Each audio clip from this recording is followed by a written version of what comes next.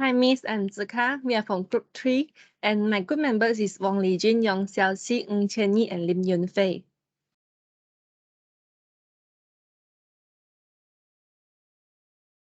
The introduction and objectives for this assignment: human resource is not one size fits all across the globe. Different countries vary widely in terms of employment, law, practice, and culture system.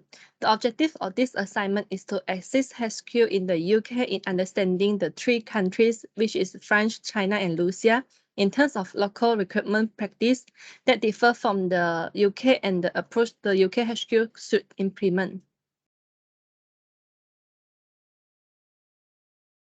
The first difference of employment law. Working hours in French. Weekly working hours is 35, which means 4 hours a day, 5 days a week. Employee working hours are strictly limited under French legislation. Employees are not permitted to work more than 10 hours per day, 44 hours per week. In China, People's Republic of China labor law, Monday through Friday is a standard working week with Saturday and Sunday off. In Russia, the average work week is 40 hours long, and reduced overtime restriction mean that few people work more than 50 hours. Public holiday, Russian labor rules provide all employees with 28 days of paid vacation. The second one, 8. European General Data Protection Regulation, collective bargaining agreements, article agreements, and common practice. In China, Labor Conduct Law of the People's Republic of China, Law of the People's Republic of China on Promotion of Employment.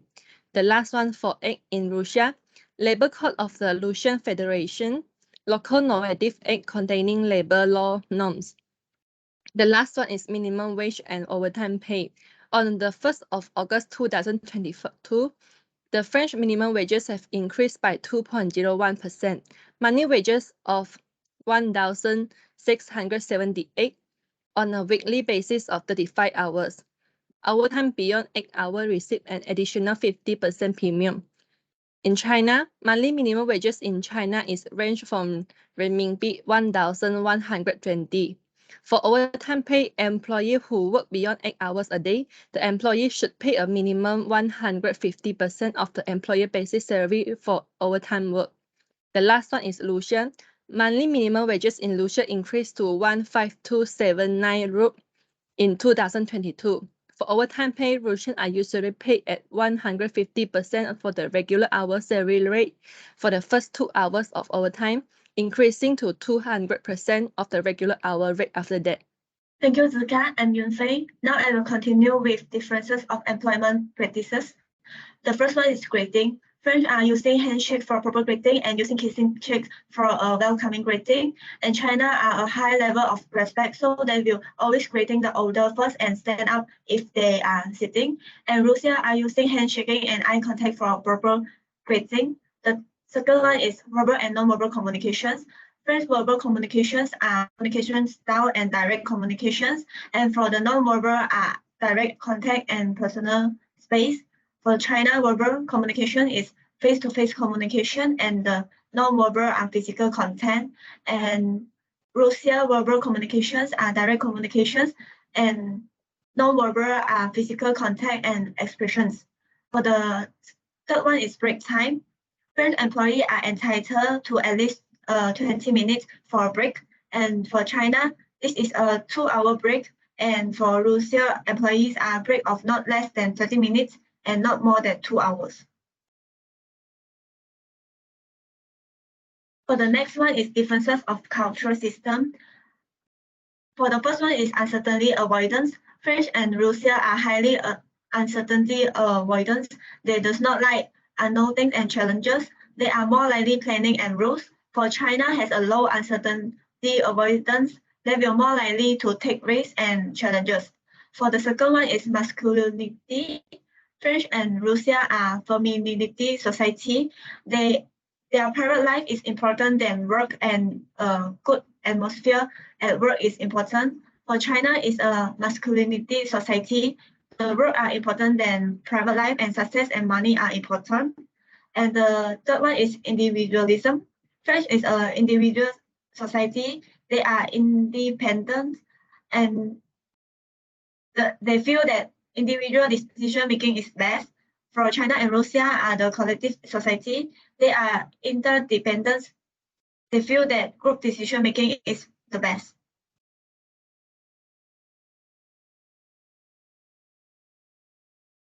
The next is similar of recruitment process. The first one is recruitment channel. First, China and Russia are using networking channel to recruit employees and using linking platform. Using networking can be easier and faster to knowing the candidate information. The second one is employee referral. The qualified candidates are urged to be referred by staff member, and the referral workers are paid more for the 3 countries. And the last is recruitment age. For the recruitment age for the 3 countries are 16 years old, and no organizations or individual may hire any minor under the age of 16, and working hours are strictly regulated by law. Next, I will pass to Xiaoqi to continue the presentation. Thank you, Yunfei. So the next is differences of recruitment process. First is language. The individual should speak at least a little French. However, for China, standard Mandarin are most frequently used in recruitment process. For Russia, English can be used as the primary language of recruiting to exhibit professionalism, position the organization, and filter the prospect. For attitude, French people pay attention to collective bargaining agreements and also interested looking for employees who are fluent in native language and mostly local elected representative. However, in China, they play the powerful national pride card when recruiting employee by identifying suitable talent professional in China. Employer will meet Russia's strict employment compliance laws when recruiting employees. There are also differences in technology and AI tools in recruitment process. In France, JobGather is an AI-based job matching platform. However, China people use Shenzhen Ethic network technology and Russian use Robot Vera. Robot Vera is an AI software designed for recruiting.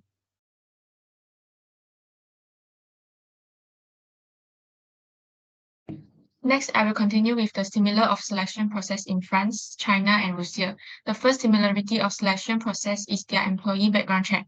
France, China, and Russia have the same employee background check. They have to determine the employment status before making a new job offer or dismissing an existing employee in order to comply with applicable rules and regulations. The second similarity of selection process is the skills assessment test. Employees have to submit CV through online and invited to attend face-to-face interview. Resume and video resume also include in similar of selection process in France, China, and Russia. HR manager will look at their resume before making a job offer.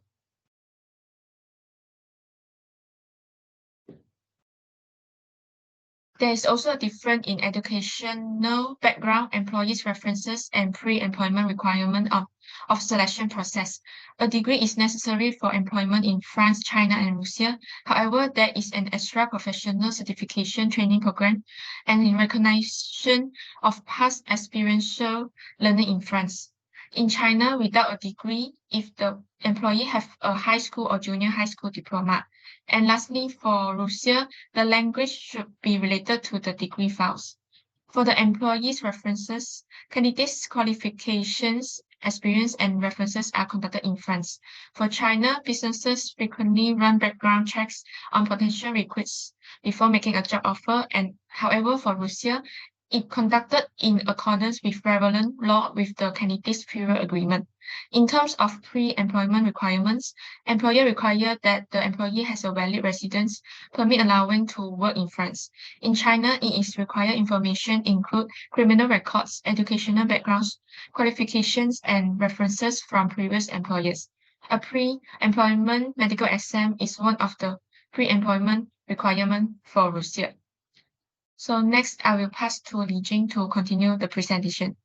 Thank you, Xiaoqi. My name is Wang Lijing, and firstly, I would like to talk about what is the local recruitment practices that differ UK is recruitment platform. UK, France, and Russia are using social media for recruitment purposes. However, China is using online recruitment platforms to reach candidates.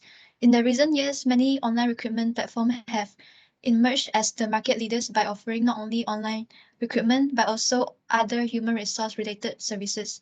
There are numerous online recruitment platform in China. Among them, the popular ones include 招聘.com, 51job.com, and ChinaHR.com. Secondly, employers in UK, China, and Russia will do a background check on credit reports to indicate whether an individual is financially responsible or if they are in financial trouble. Not only that, employers can also use them for situations where it is crucial to the industry or the role that they are hiring. For example, companies involved in financial services will most likely to do a credit background check for all applicants. Likewise, companies hiring for any role that allows access to sensitive company information, customer financial information, or confidential employees information will conduct a credit check. However, in companies in France do not require to check candidates' credit report. And lastly is the preference of employees. Employees in UK, France, and China prefer to have more flexibility over their working hours. And the UK provides a unique opportunity to access different types of flexible working arrangement because flexible working for family-friendly purposes is installed in labor law. On the other hand, employees in Russia prefer to work remotely because they find it hard to focus on their tasks and get distracted by household chores at home. And next, I'll pass it to Chenny to continue presentation. Thank you. Thank you, Li Jing. Now I will continue the UK HQ should implement best practice approach. The best practice approach claims that certain bundles of HR activities exist that universally support company in reaching a competitive advantages regardless of the organizational setting or industry. Best practice bundle of activities are categorized as mutually compatible HR activities which develop high level of workforce competence. Firstly, performance appraisal practices play a key role in managing employee performance. It always provides the necessary input for decision making based on choices that may directly or indirectly affect employees. It also emphasizes the importance of effective and efficient management for personal appraisal based on the belief that everything employees do at all levels in the workplace contribute to the achievement of the company overall goal. Therefore, it is necessary to care about the work of employees, their behavior, and their achievement at work.